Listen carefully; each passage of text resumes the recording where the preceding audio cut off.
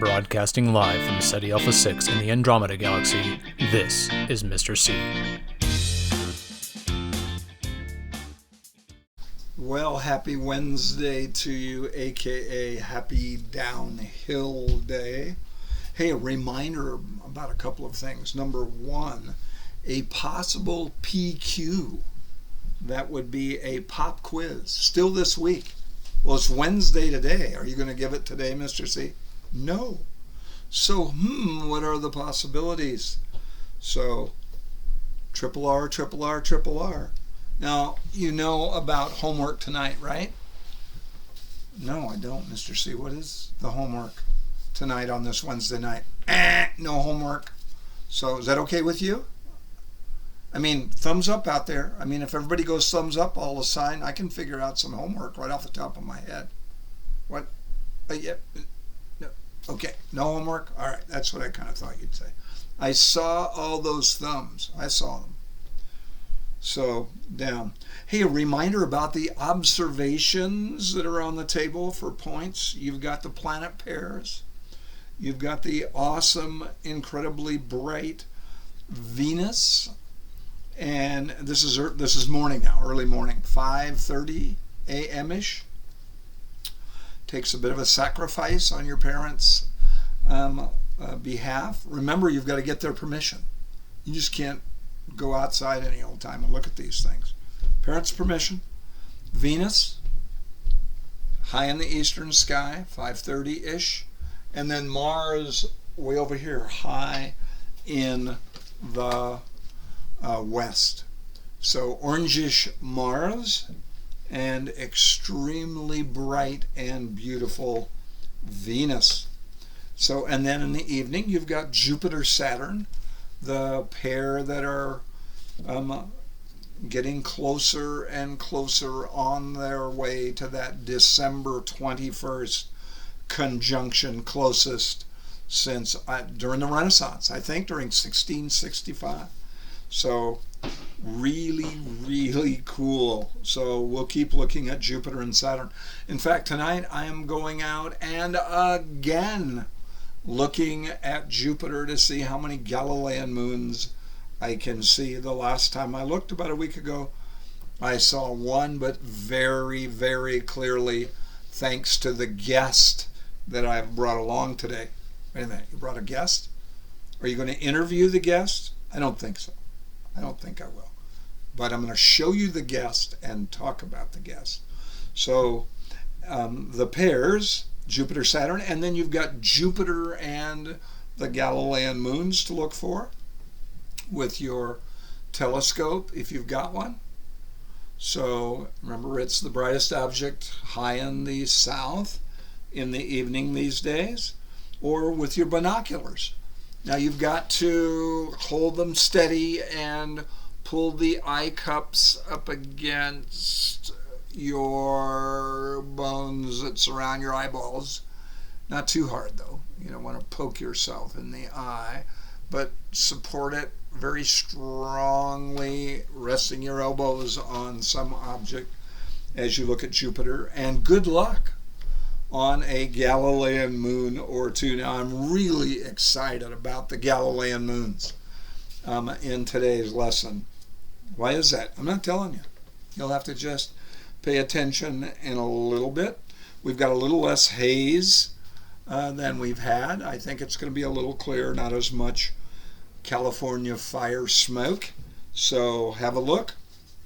So now, my guest today, here it is. Here's my guest. This guest, where did I put him? There he is, right there.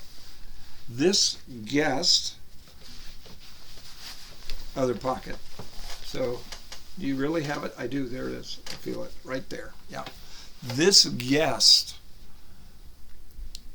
started a tremendous controversy and argument during the Renaissance. And this guest, when it showed up in the Renaissance in a number of places across Europe, changed things radically in astronomy. And here's the guest. Oh, the convex lens you showed us before. Yes, the convex lens. Yeah. That little beauty right there was invented, I think, first in Holland by Dutch lens grinders that will be confirmed for you in just a little bit on the videos you're going to see. And then these got into the hands of an incredibly famous scientist.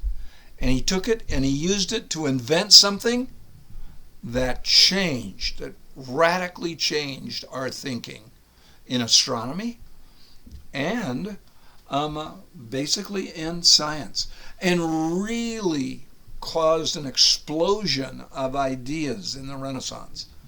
Science ideas, science inventions, all by this little guy right here, convex lens, but in the hands of some brilliant scientists, particularly one who lived in Italy during the Renaissance. And he started a firestorm of controversy with his conclusions that he made from the invention that he made that had these in it. What was the invention? You'll see in just a little bit.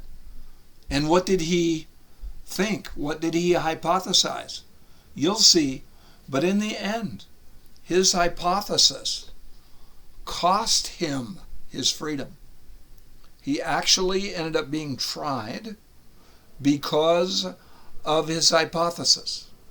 He was tried by the Roman Catholic authorities, who were the government in Italy. He was convicted and put under house arrest for the last 9 years of his life. His books were forbidden, I think even burned.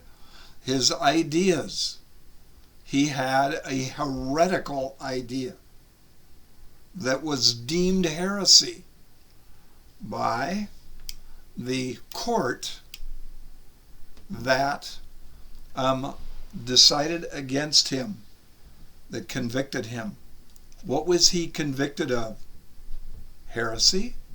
Heresy is when you have a totally, how do I say this? A totally fallacious argument. A lie. He was convicted of lying. What was his big lie? Using this and his invention, he said he had data.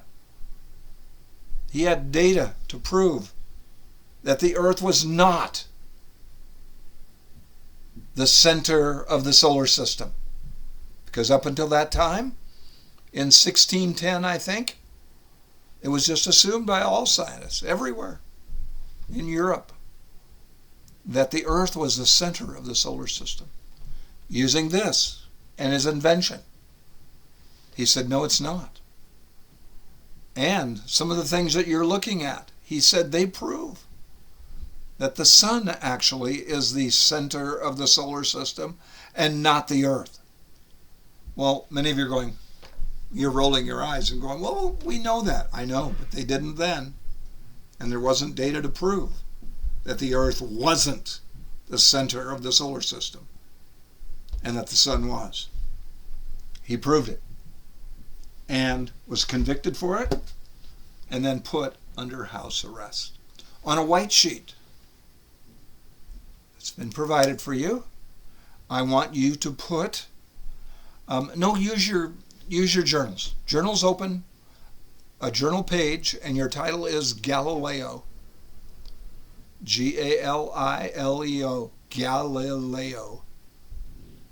Galileo. You're going to see 2 short videos on Galileo's life. One of them is an overview biography. The other one is about his discoveries using his convex lens that he put in his invention and proving that the sun is the center of the solar system. I want you to put bullet facts about his life. How many? I'm not going to put a limit on it. Go crazy. So a lot of bullet facts about Galileo's life and his discoveries. So enjoy the videos. I think you will. And I will see you on Thursday when it's possible. We could have a PQ, aka